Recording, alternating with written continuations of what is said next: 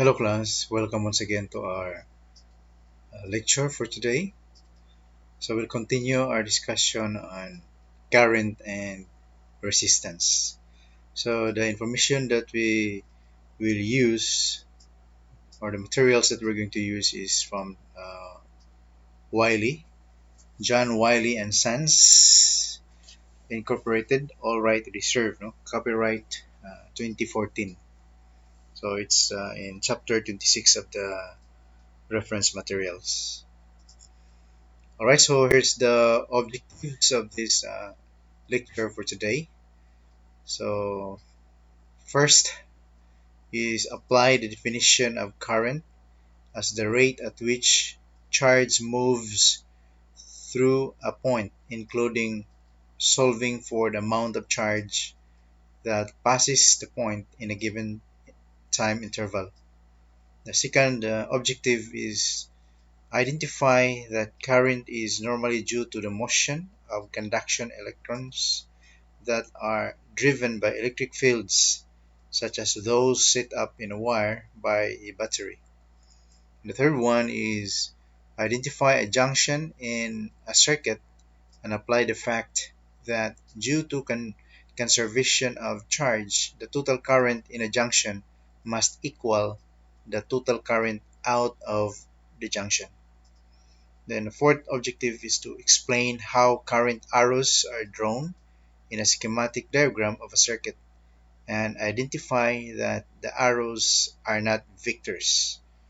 Alright, so remember that the arrows used here are not vectors. Okay, so we have here the electric current. So as shown in the figure, so we have here figure A and figure B and also figure C. So as shown in figure A, as we can see in figure A, this figure reminds us any isolated conducting loop, regardless of whether it has an excess charge, is all at the same potential. So no electric field can exist within it or along its surface. So now if we insert a battery in a loop, so originally we have this illustration class, this figure. Now if we're going to insert a battery in the loop as shown in figure B. So we have now the same thing and then we just insert the battery here. So the conducting loop is no longer at a single potential. So electric field act inside the material making up the loop, exerting forces on internal charges, causing them to move and thus establishing a current, as you can see here. So there is a flow of electrons here. And we have a current I. Current I is the flow of the electrons. So the diagram assumes the motion of positive charges moving clockwise. It follows the clockwise direction. Now figure C, so this figure here, figure C, a section of a conductor is part of a conducting loop in which current has been established. If charge dq or differential charge dq passes through a hypothetical plane such as AA, so this plane here, AA, in time dt, the differential time, then the current I through that plane is defined as the ratio of the charge dq and differential time dt. Okay, so this is our basic definition of a current. That is the ratio of the charge with respect to time. Alright, so this is a different definition of our current. Current I, so the I here, alright, this is just the ratio of the differential charge with respect to the differential time.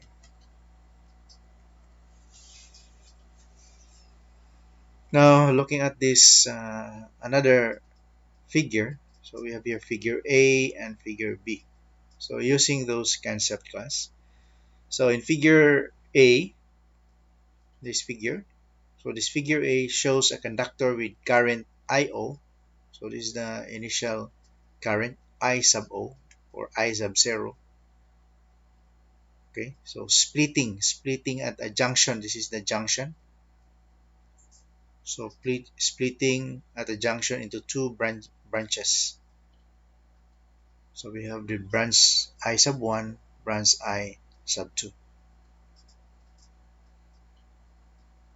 So because charge is conserved, the magnitudes of the currents in the branches must add to yield the magnitude of the current in the original conductor. So that we have this expression that the IO, that is the initial current, I sub O, I sub 0, equal to the sum of the two currents in this branch or in this branch. Or I sub 0 is just the sum of the two currents splitting from this junction.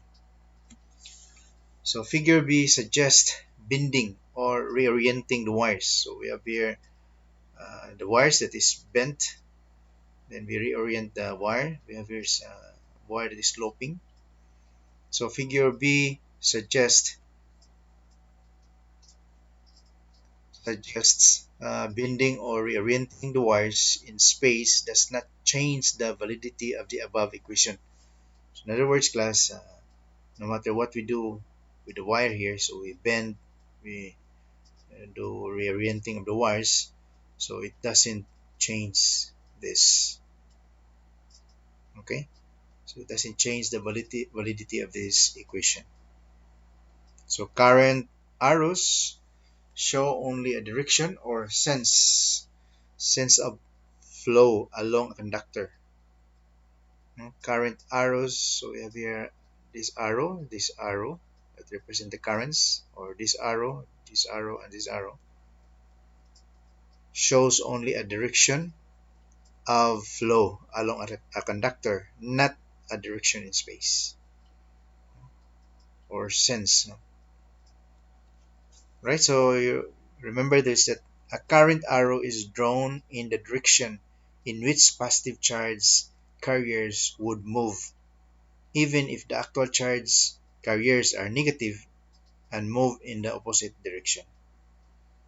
Right? So using the concept class, that whatever this concept here, the current total that enters a junction, so it's just the sum of all the current that splitting from this junction. Okay, so let us check now from this illustration here. So if you are asked to find the magnitude and direction of the current I in the lower right hand wire, okay, so the lower right hand wire, so this is the lower right hand wire. Okay, so we have a current, no? This actually this if you look at these points here, junctions here, you can just we can transform this into just two junctions. So we can redraw this as something like this class.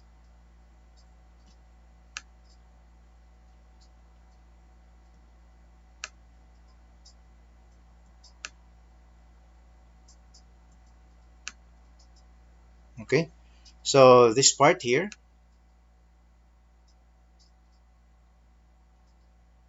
so this can be combined as one here. Okay, and then we have this.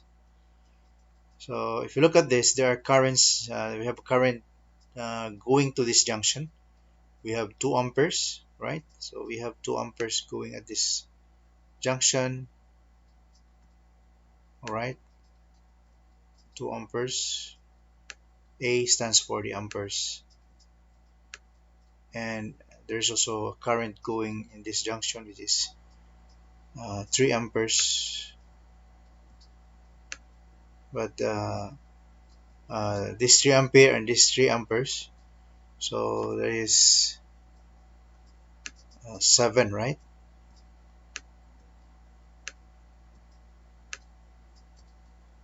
Okay, and this junction, which can also be combined, no? You put together here. So we opt to separate this one. So there's a current going in that direction, which is 2 ampere also. All right. Then as you look at this, there's a current that is moving away. There's also move something like this, and it is 1 ampere.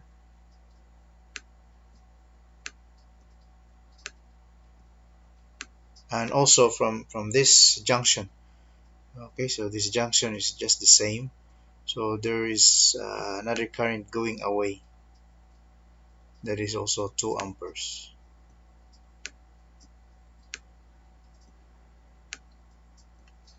Now, if you are asked how much is the current, that is the current I in the lower right hand wire, meaning the current here. What should be the current? Okay, so what would be the current here?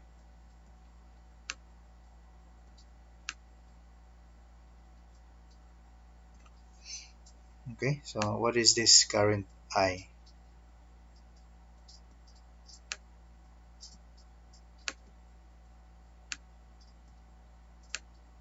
Okay, so that is the question in this problem. So if you look at this, so current going in this direction, 7. Okay, 7 amperes, because we have 3 plus 4, 7. Then you have current going in this direction also, 2 amperes, so that would be 9. Okay, and there would be current going out from this junction, that is 1. So going out means minus. So we have 9 minus 1, so that is 8. All right, that is 8. And we have the current going away, no? Going away. So so there's another one going away. So 2 plus 7, 9, minus 1, so 8. Then minus 2, 6. But there's also a current flowing in, going into that direction. So 6. Then this is coming in. So that is plus, no? So the current going in that direction, going into the junction. So that's addition, no? You have 2 plus 7, 9. Then going away, so minus 1, so 8. Going away, 2, 6. But there's also another one coming in, so that is 2 amperes. So the current, so that is here, the answer is 8 amperes with arrow pointing right. Okay, so with the arrow pointing right. All right. So because this one, you can combine this further. This You can do like this. You combine everything in just one junction. So you have a current that is going inside or into this junction. Okay, so we have this current into this junction. Okay, then we have the current also going into this junction, and at the same time we have this current that is uh, all right. So this current here, the sum, that is 7 ampere. Okay, and then we have because this the 7 here is just the sum of 3 and 4, so 3 plus 4, 7. Then we have 2 coming also in that into this junction. We have 2 amperes. All right, and then there's a current going out, going away from the junction. So this one, which is 1 ampere,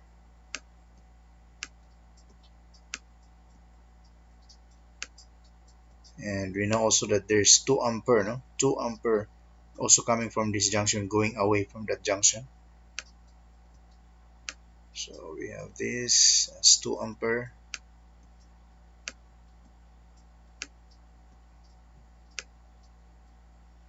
Then we know that there's a current going into this junction, and that is also 2 amperes. Now the question is, what would be the current? What would be the current coming out from this, from this junction? Okay, so this is, so what this current is.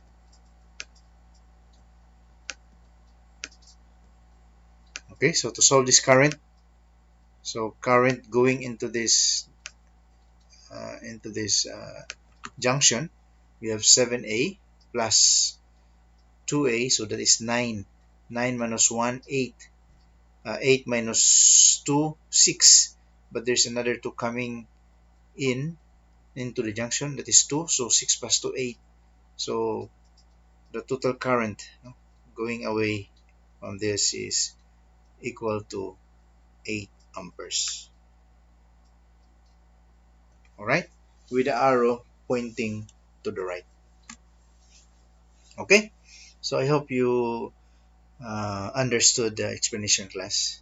So we have 1, 2, 3, 4, 5 points, or entry point, or the source point of the current, entry of the point, entry of the current going to that junction, which is this can be combined into one, and together with this one, so all of them could be combined into one junction together.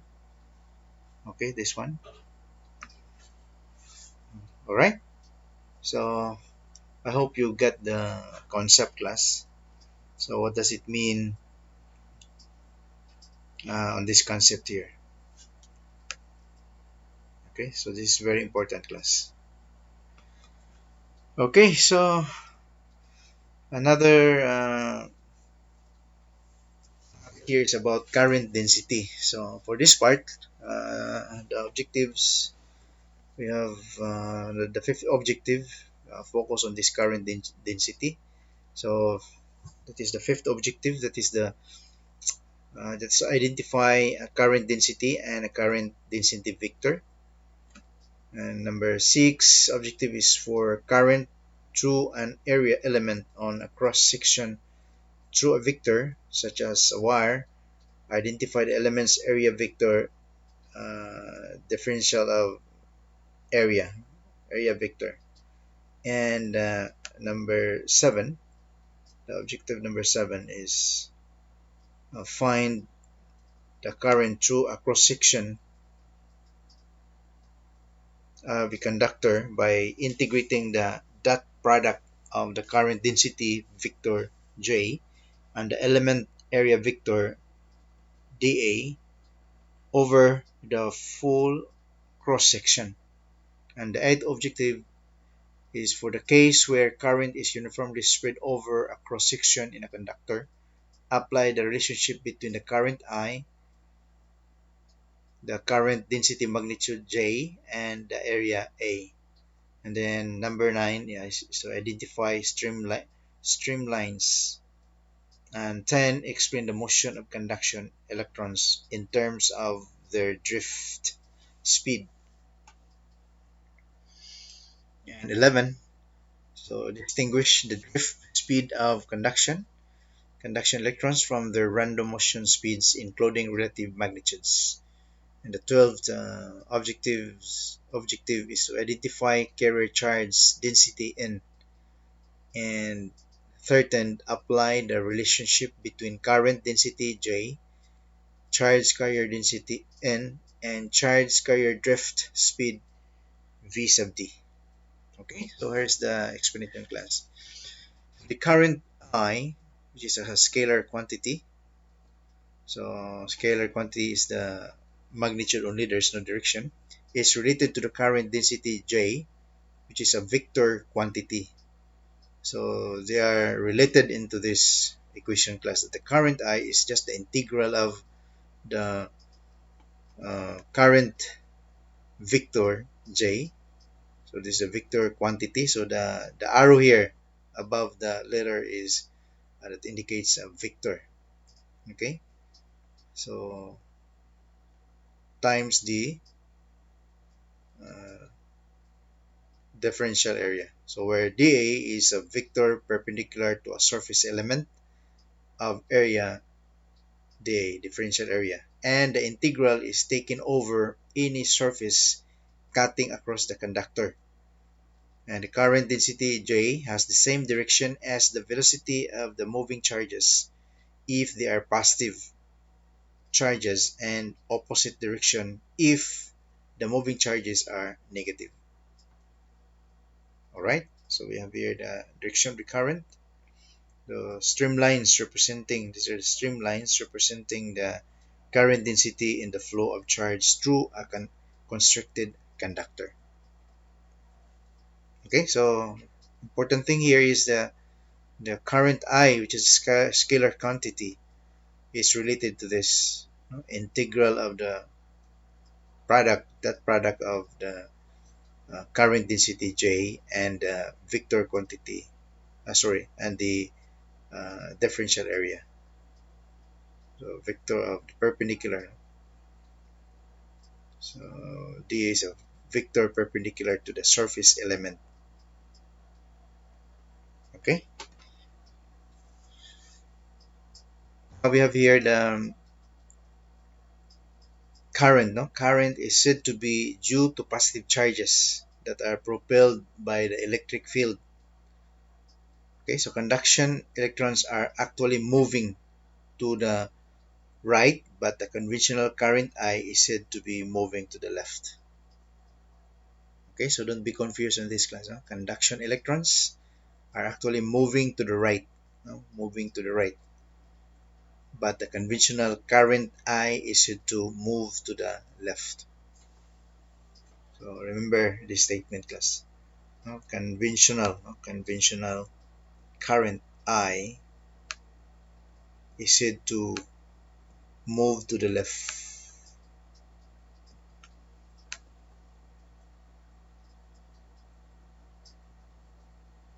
Right? So conduction electrons are actually moving to the right. Okay, so remember this concept, class. Right? So current is said to be due to positive charges that are propelled by electric field. So in the figure, so positive charge carriers drift at speed v sub d. Okay, v sub d. This indicate vectors, class. The arrow above the letter indicates vectors. So drift at speed v sub d in the direction of the applied electric field. Okay, so if the direction of the applied electric field is in this direction to the left, using this arrow to the left, which is here applied to the left. So by convention, the direction of the current J, current density J, and the sense of current arrow are drawn in that direction, same direction, same direction as this, the applied electric field, as it drifts, as is the drift speed of Vd. So the drift velocity Vd is related to the current density by this equation, right? So this is our density, current density, equal to the product of Na times the V sub d, vector, no? Vector, we talk about vector.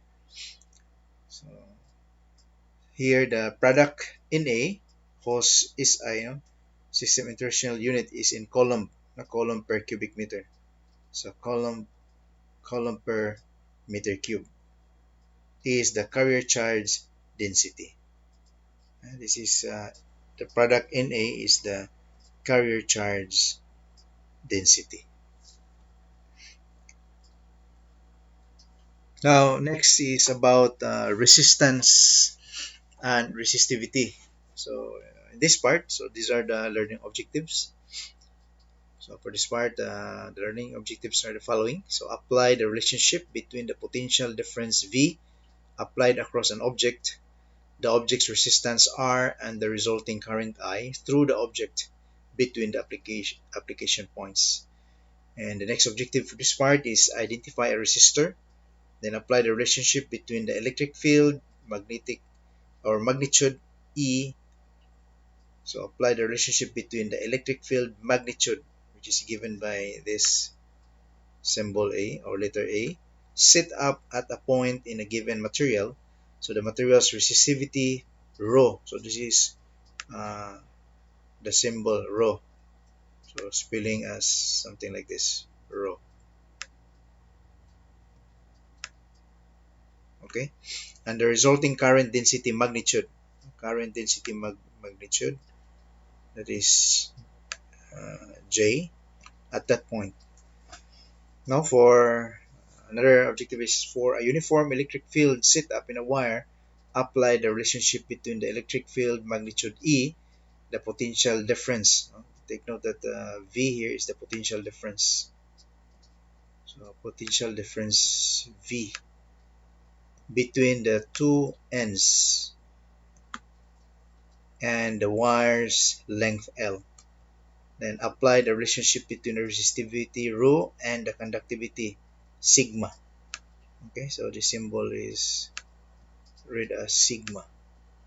So that is for the conductivity.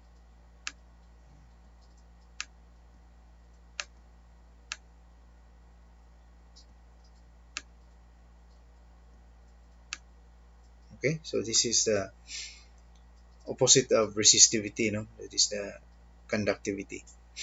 So apply the relationship between an object's resistance R, the resistivity of its material rho, its length L, and its cross-sectional area A. All right, then continue. So the other objectives are, so for number 20, apply the equation that approximately gives a conductor's resistivity rho as a function of temperature T. And then sketch a resistivity versus temperature T for a metal. Alright, so here's the basic concept class. So if we apply the same potential difference between the ends of geometrically similar rods of copper and of glass, very different current result.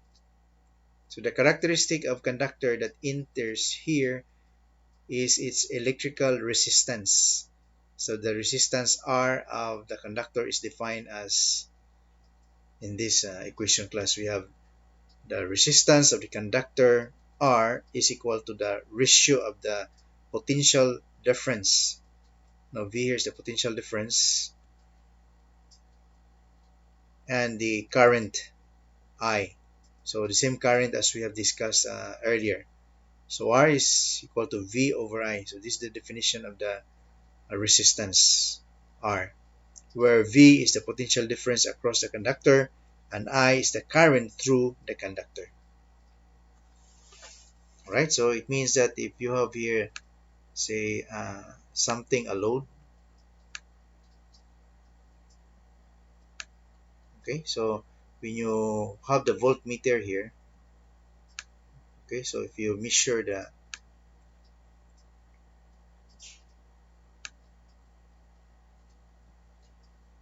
alright, so we have the current I here, then you have here the resistance of this R, for example. So the resistance is just the, so whatever is the reading here, assuming that this is also applied or a source is applied. So we have E, for example, EMF. Of course, there's a voltage drop across this resistor.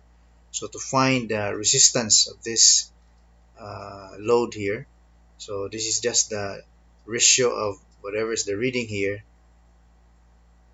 and the current flowing into this resistance. So where V is the potential conductor and I is the current through the conductor. So instead of the resistance R of an object, we may deal with the resistivity rho of the material. So rho is just E. It's an electromagnetic force here, E, or the A that we have defined earlier. So what was the A we defined earlier? That is the electric field magnitude. Electric field magnitude. So rho resistivity is equal to electromagnetic field. Electric field magnitude. Electric field magnitude divided by the current density. So that is our rho. Definition of rho. The reciprocal of resistivity is the conductivity. That is the sigma of the material. And this is given in relation to rho.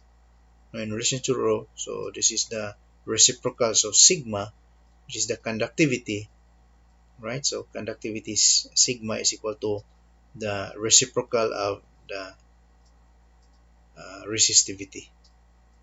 Okay, so remember this uh, very important concept, class. So these are the equations that we are going to use to calculate when you're asked to solve for the conductivity, resistivity with a given uh, electric field magnitude and current density. So you can calculate using this equation. All right. So resistance. When we speak of resistance, this is the property of an object. Resistivity is the property of a material. So take note on the difference. Resistance is a property of an object, and resistivity is the property of the material. So yeah, don't be confused, no? Resistance, once again, I repeat, this is a very important concept. Resistance is a property of an object. Resistivity is the property of a material. So the resistance R of a conducting wire of L with a length L and uniform cross section. Uniform cross section class means that the diameter here, the area at this part of the conductor is the same as the part there. So uniform, all right? So we have here the resistance R is equal to rho, the resistivity multiplied by the length divided by the area. Okay? So again, this is one of the basic formula that we need when we do some calculations. For example, you're asked to find the resistance of the conductors given the length and also the area or the diameter of the conductor. So here A is the cross-sectional area, and the resistivity rho for most materials changes with temperature, right? So that's the reason also that the resistance will also change due to the temperature. So many materials, including metals, the relation between rho and the temperature T is approximated by the equation rho minus rho sub 0 equal to rho sub 0 times alpha times the difference between the temperature T and the initial temperature T sub 0. Okay, or we can call that T sub 0 here as the reference temperature. And rho sub 0 is also the resistivity at T equal to 0. So that is the reference resistivity at T equal to T sub 0. T sub 0 is the reference temperature. Uh, This is the, and alpha is the temperature coefficient of resistivity of the material. Okay, so you have to get familiar with those terms here, class.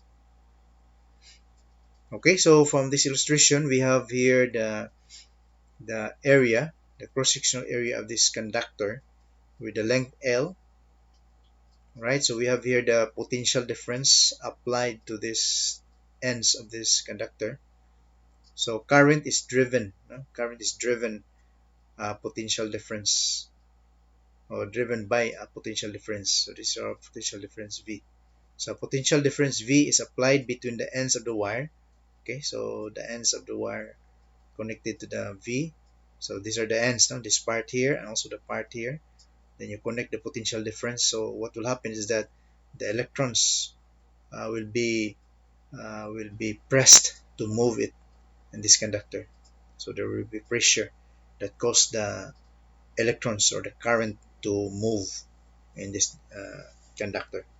And if you graph the relationship between the resistivity and the temperature, so we have here the resistivity in terms of ohm meter, all right, and then the temperature in terms of Kelvin. So the resistivity of copper as a function of time could be drawn in this graph. As you look at this one, this is not a straight line. No, it's as a curve. So at this point, this is our reference point at t equal to t sub 0 and resistivity uh, rho sub 0. And at the room temperature, this would be the resistivity or resistance of this material.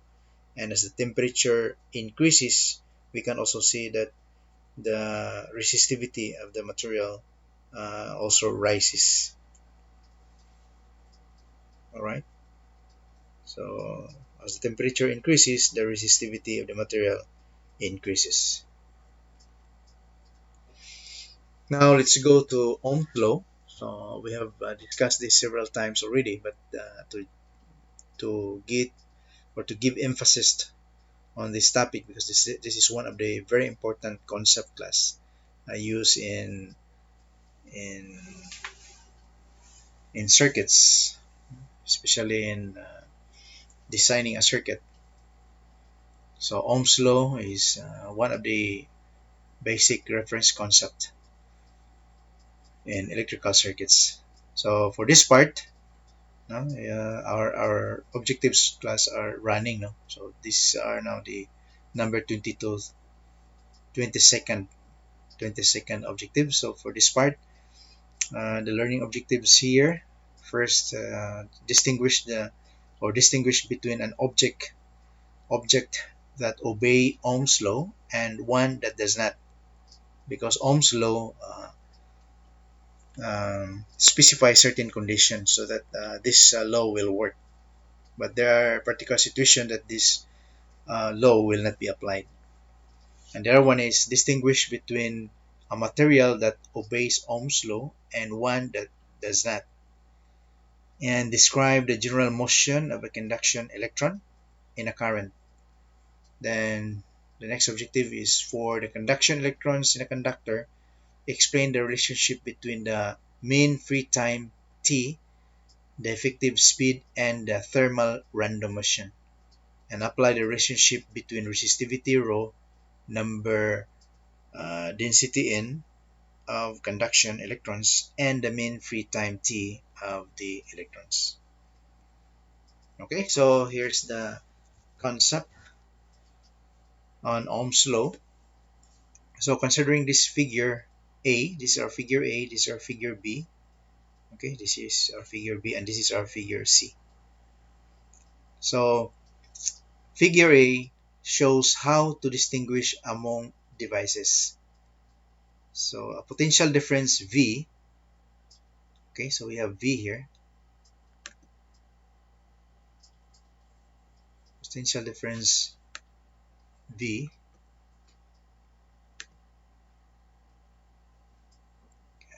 Just hold on, class.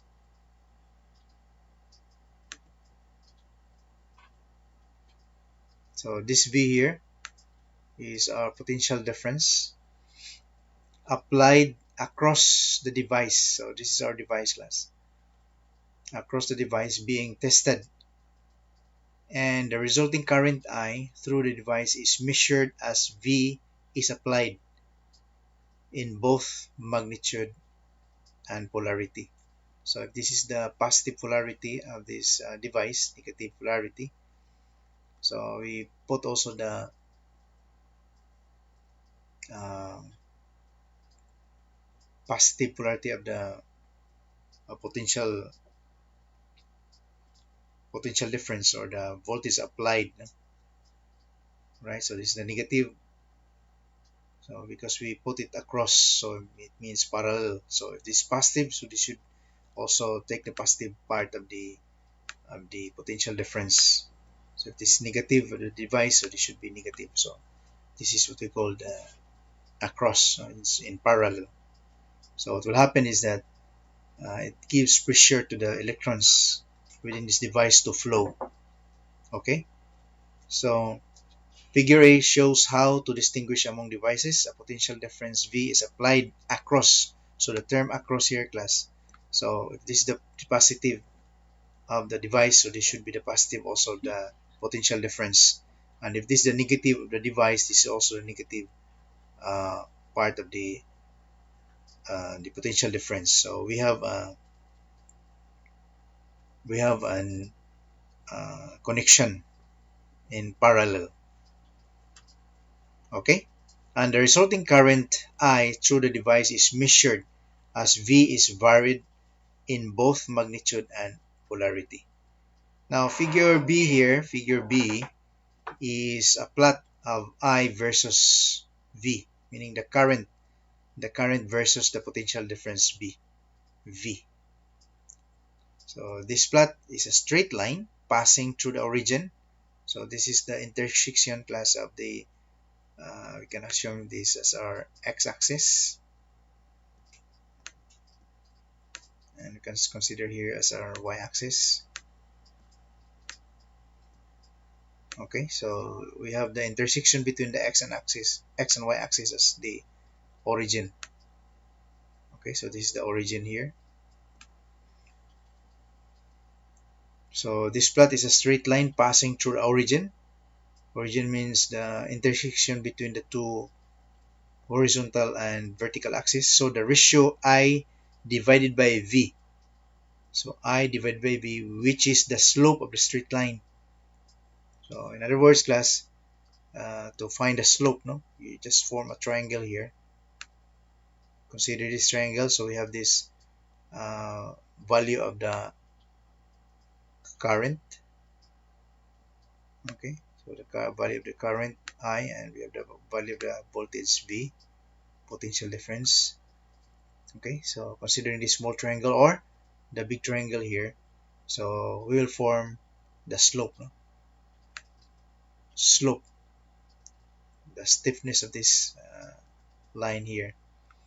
So slope of the straight line is the same as you can see here, because this is a straight line, so we can say that the slope of the straight line, so the ratio of this I and V is the same or constant, no, for all values of V.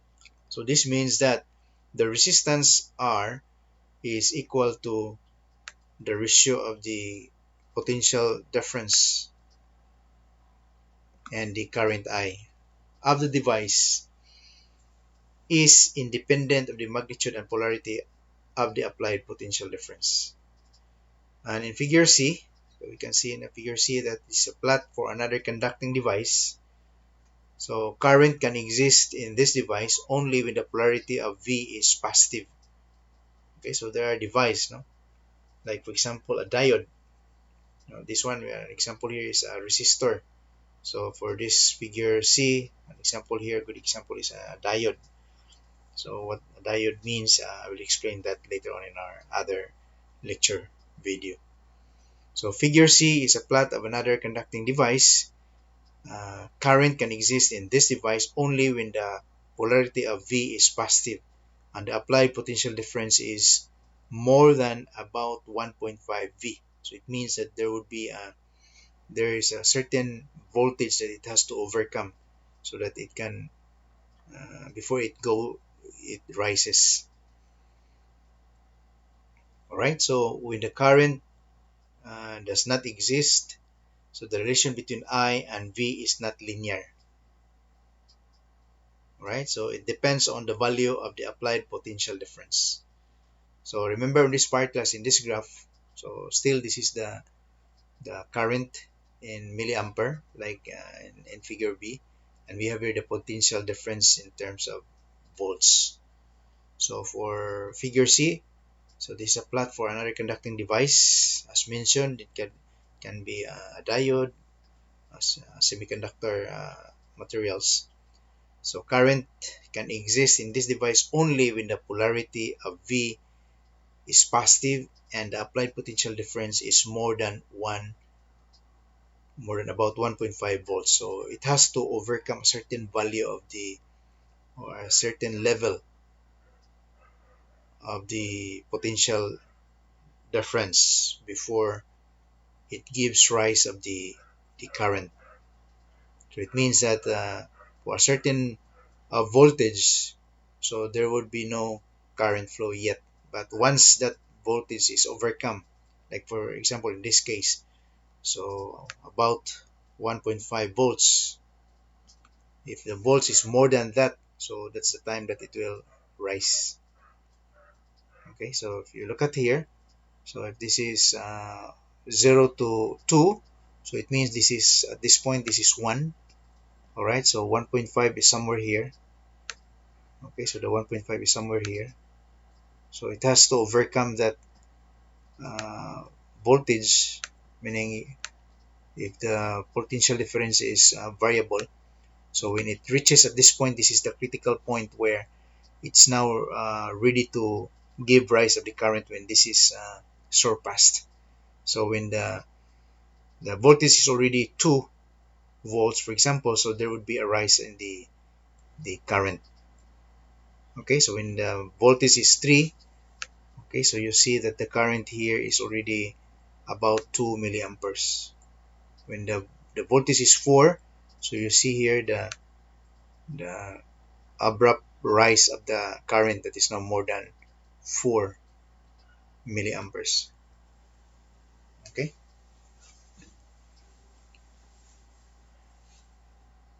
so here Ohm's law is applied, but here uh, for a certain device, conducting device, Ohm's law will not work.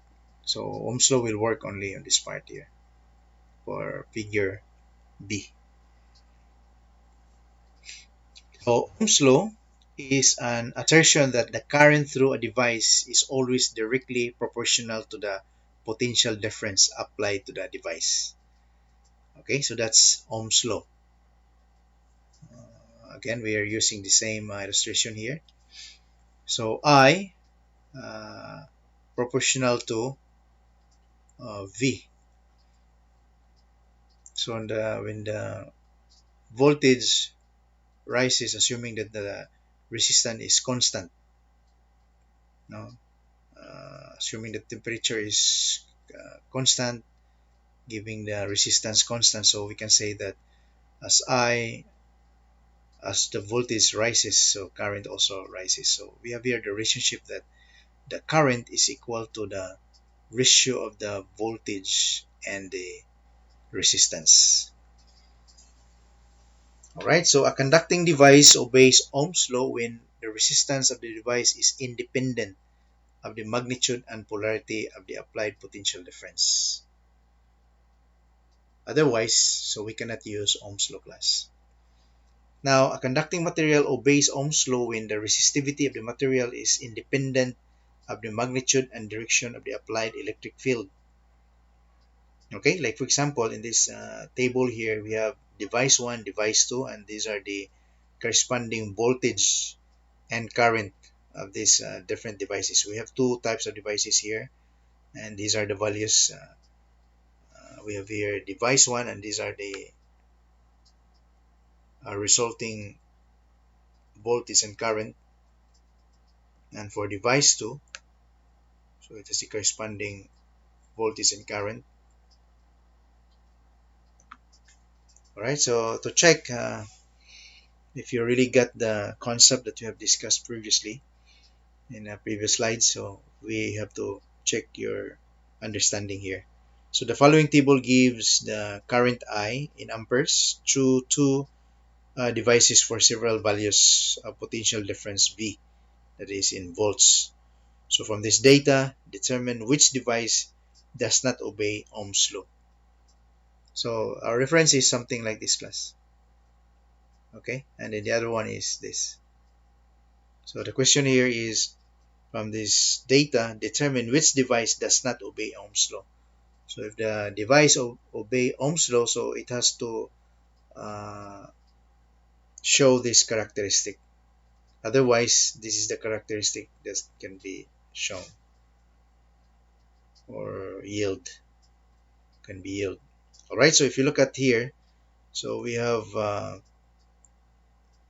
voltage 2 volts. When the voltage is 2 volts, we have the current that is 4.5, and when the voltage is 3, so the voltage is 6.75.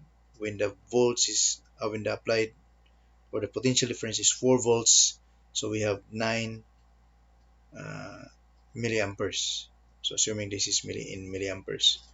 So if you are going to graph this, um, you will see a straight line, something like this. And you see here that the difference, if you look at the difference between these two voltages, so the difference is 1, you see. So in terms of voltages, the difference here is 1, right? So the difference is 1, meaning from 1 to 3, so there's a difference of 1 volt. And if you consider from 3 to 4,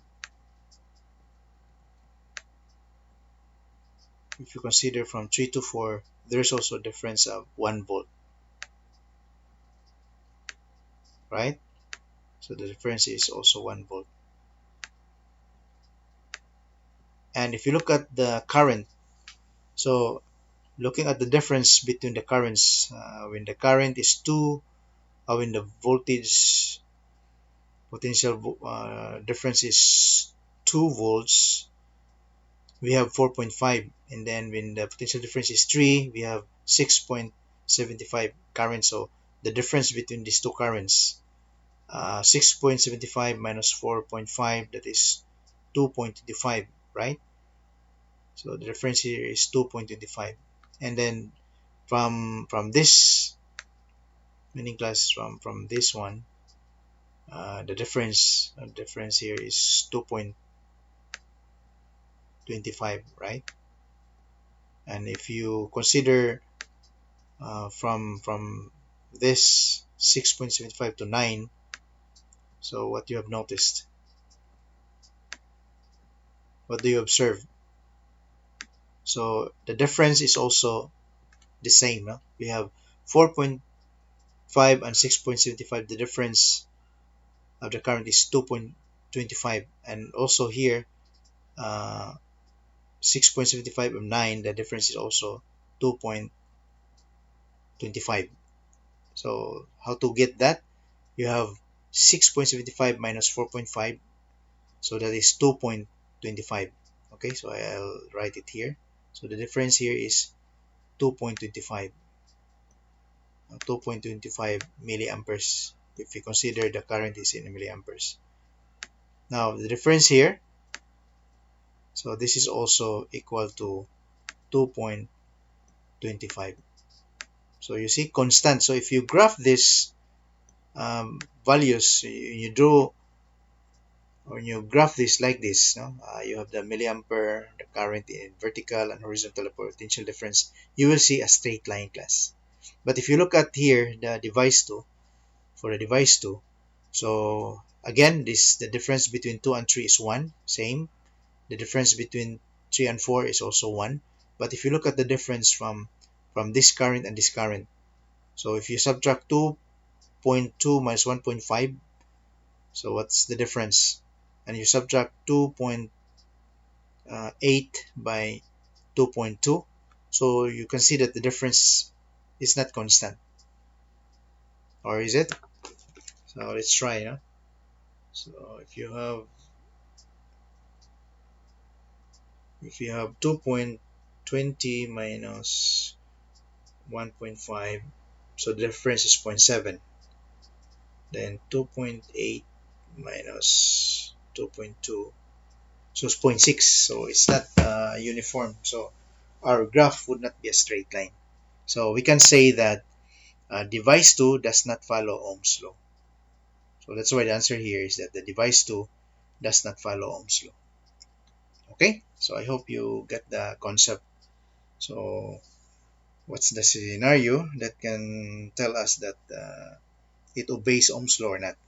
And again, as mentioned, there are devices that follow Ohm's law, like for example the resistor, and there are those that doesn't follow Ohm's law, like for example the semiconductor diode. Then Ohm's law in a microscopic view.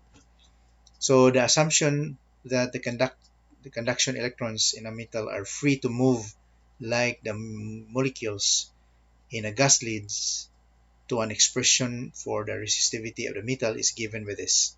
Rho is equal to m divided by e squared times n times tau. So this like a t, but this is written something like this, and this is read tau.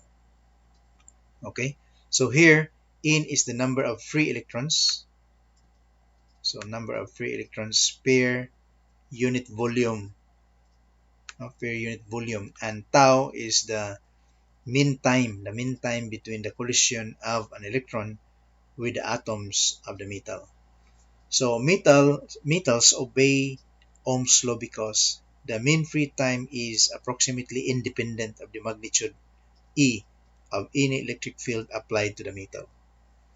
Alright, so if you look at this figure here, so we have A, we have B, okay, and then we have the applied electric field here, A in this direction. So the gray line, this is the gray line, gray dotted line. So the gray lines show an electron moving from A to B, making 6 collisions en route, meaning as it moves from A to B, it meets or encounters 6 collisions. Okay, so they are bumping each other. So making 6 collisions en route. So the green line shows what the electron's path might be in the presence of an applied electric field E. Note the steady drift in the direction of the negative E.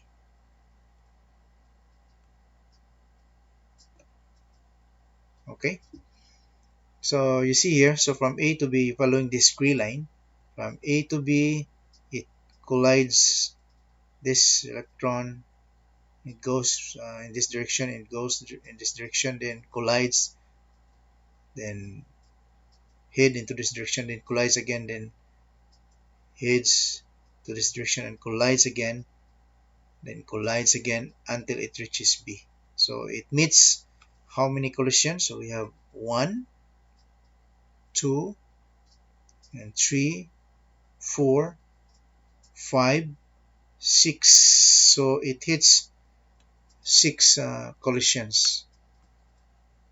So it hits this one, number 1, then it hits here, it collides here, then it collides here the third time, and then it collides here the fourth time, and then it collides here the fifth time, and it collides here the sixth time before it reaches to B. Alright, so that is for the gray lines. So electrons moving from A to B, making 6 collisions along the way. And the green lines show what the electron's path might be in the presence of an field E. Okay, so this is the path, shows the path. Now we have what we call power, semiconductors, and superconductors. Alright, so for this part, so these are the learning objectives. Explain how conduction electrons in a circuit lose energy in a resistive device. Then next is identify that power is the rate at which energy is transferred from one type to another. And the third objective is for a resistive device, apply the relationship between power P, current I, voltage V, and resistance R.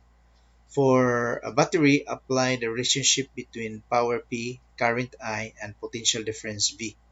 The next objective is apply the conservation of energy to a circuit with a battery and a resistive device to relate the energy transfers in the circuit. Then the other objective is distinguish conductors, semiconductors, and superconductors. So these are the objectives for this topic class. Okay, so to illustrate, so we have here uh,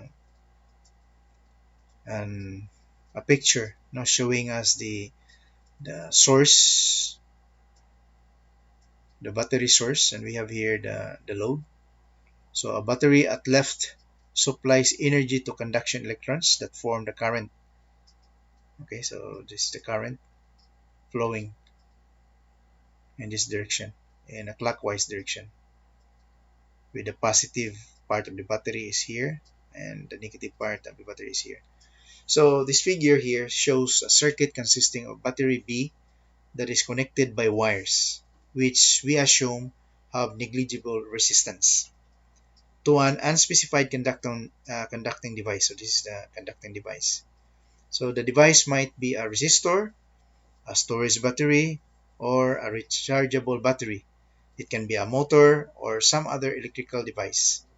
The battery maintains a potential difference of magnitude V across its own terminals, and thus because of wires. So across the terminals, meaning parallel, no? Across means parallel, terminals of the unspecified device with a greater potential at terminal A. So this is the terminal A, all right?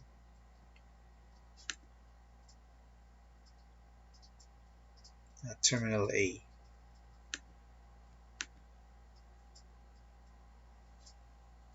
So this is our terminal A.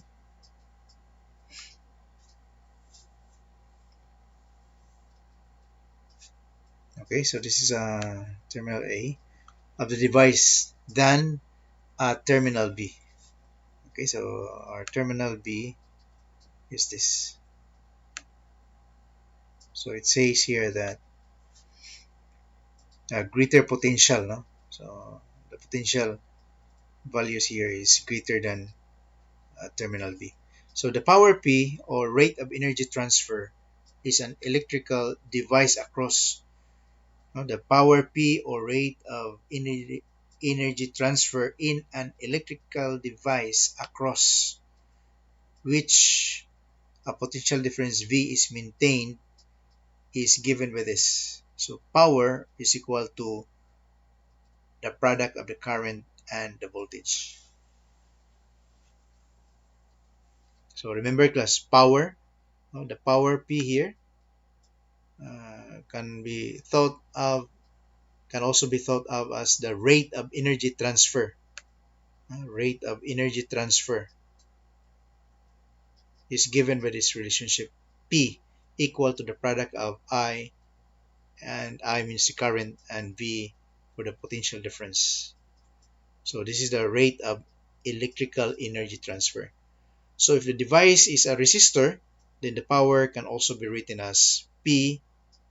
Now remember, if the device is a resistor, the power can also be written as P equal to I squared R. Why? Because we have V, from our definition, Ohm's law, we have V is equal to IR. Okay, so our V is equal to IR. So with this equation, then having this equation P equal to equal to I times V.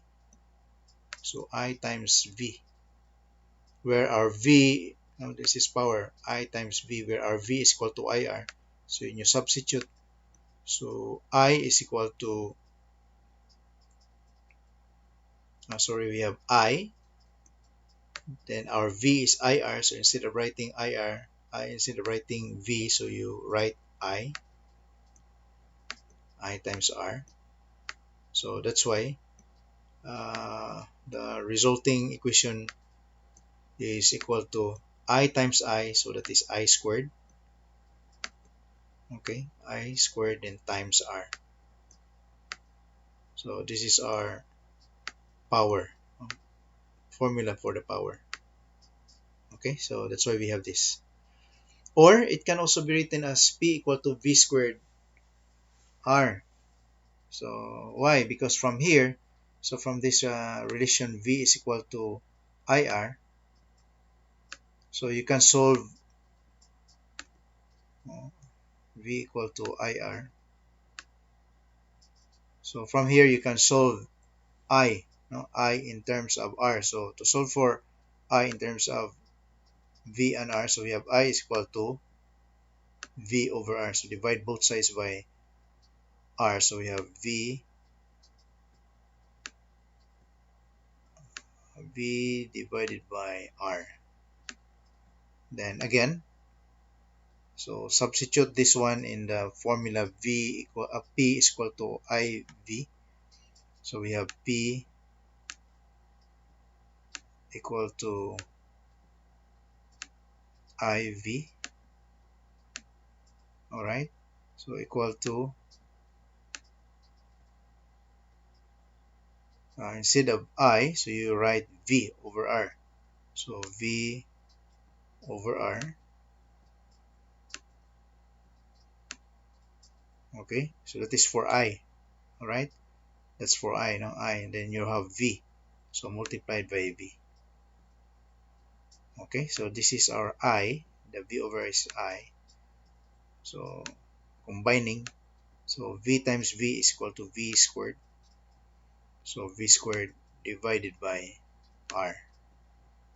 Okay, so that's the derivation class. So this is our P. So that's why we have this. We have these two formulas.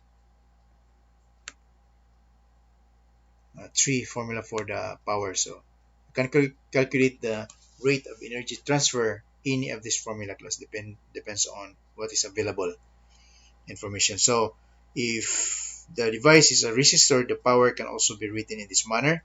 So this is what we call the resistive dissipation. So both of these two equation means resistive dissipation. So it means that the power is dissipated, no, in the resistor. All right. Now the next part will be semiconductors, and we will have many materials to discuss about this part class, but at the moment we'll just give you a brief about this topic. So power, semiconductors, and superconductors. So what's the basic concept of this items here in our discussion? So semiconductors are materials that have few conduction electrons but can become conductors when they are doped with other atoms that contribute charge carriers. So in a semiconductor, N, which is the number of free electrons, is small, unlike conductor, but increases very rapidly when temperatures, as the increased thermal agitation makes more charge carriers available. So this causes a decrease of resistivity with increasing temperature, as indicated by the negative temperature coefficient of resistivity for silicon in table 26-2. So these are the result. This is the temperature coefficient of certain materials here, class.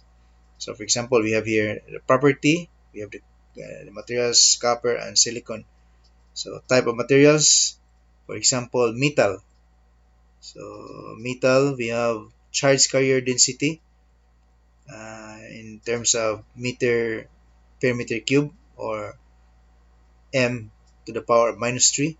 So this is equivalent to 8.49 times 10 to the 28. That is for copper. But for silicon, this is for a metal class, but for silicon, which is a semiconductor, that is 1 times 10 to the minus 16. So if you look at this one, you look at their property. So you can see, which of this material conduct electricity uh, easily. So you have here a huge number compared to this one. But take note, if a certain level of the potential is overcome, then there will be an immediate rise, abrupt rise of the corresponding current, no? As mentioned earlier. So that is for semiconductors. This characteristic is for semiconductor. And take note, for the equation here, we have the rho, the resistivity, equal to m. No? M divided by E squared n times T. N here is the number of free electrons. Uh, M here, so this is the,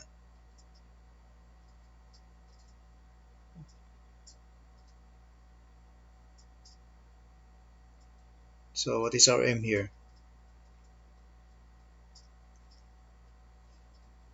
Okay, so just remember, class, this is a square of the uh, number of electrons. Tau is about the time, and the superconductor, what is M, by the way, class? What is M?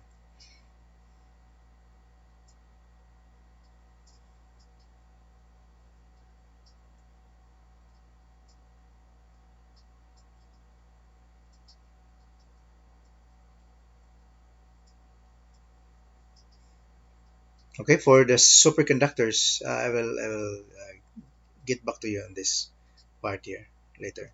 So superconductors are materials that lose all electrical resistance below some critical temperature, and most such materials require very low temperature, but some become superconducting at temperature as high as room temperature. So it depends on the kind of material class. So the resistance of mercury drops to zero at a temperature about 4 Kelvin. So drop to zero. So it becomes more conductive, no? When the temperature is higher.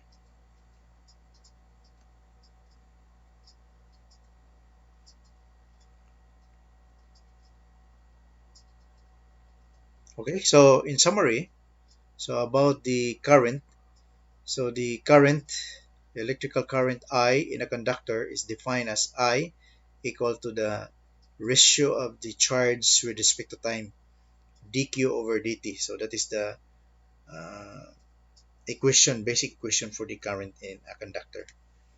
Then for the current density, so current is related to current density, and that is also given to this equation as I equal to the integral of the uh, current density, or the dot product of the current density and the differential area. And then the drift speed of the charge carriers. So drift speed of the charge carriers in an applied electric field is related to the current density. So current density by uh, J.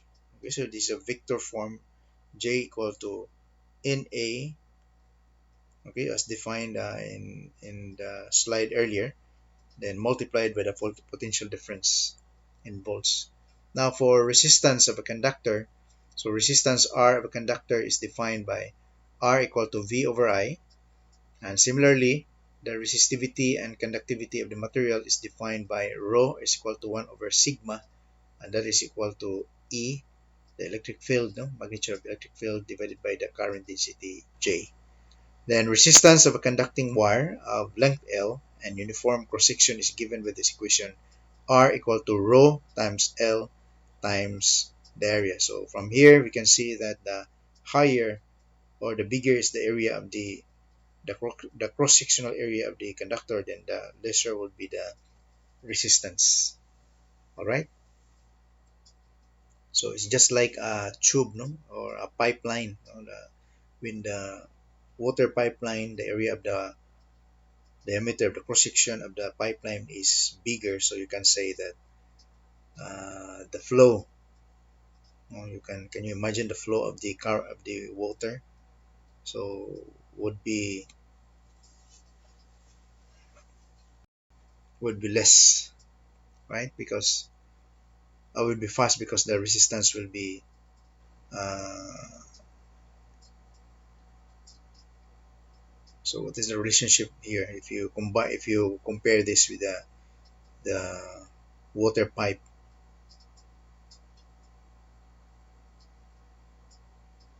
Okay, so the area, if the area is bigger, so the resistance will be less.